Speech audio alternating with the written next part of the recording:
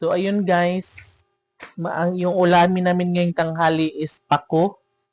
Yung kung alam nyo yung pako, kung kilala nyo ang pako guys.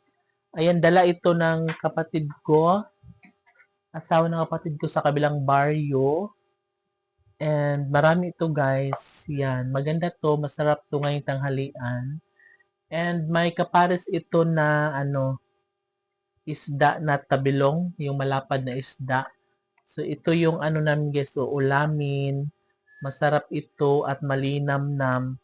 And syempre, very healthy. Guys, ang fern or ang pako ay ma-healthy ito.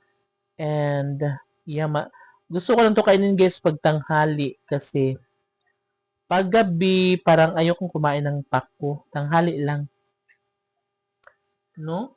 So, ayun. Naka-ready naman ang natin guys. Yung mga sangkap natin.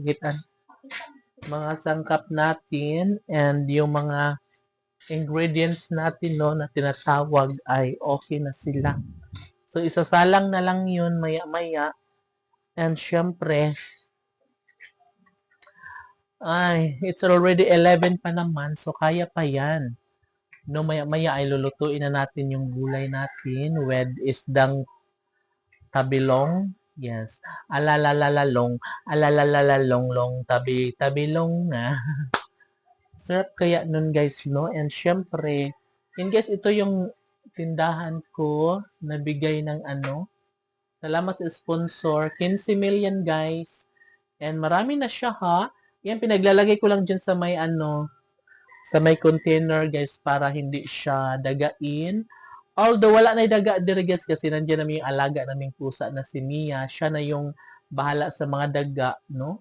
And ayun, okay naman siya and andun yung mga case over natin at soft drinks at nandun yung mga itlog, basta lahat na meron. No, parang kunti lang siya pero marami po yan, iba-iba.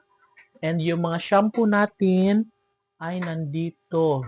Ano ba yun? Ayan. Ito, mga shampoo yan. Sari-sari na mga shampoo. So, kasi wala kaming space guys na paglagyan. Kaya, ganyan na lang yung style niya. So, dapat dito sa labas. Kaso lang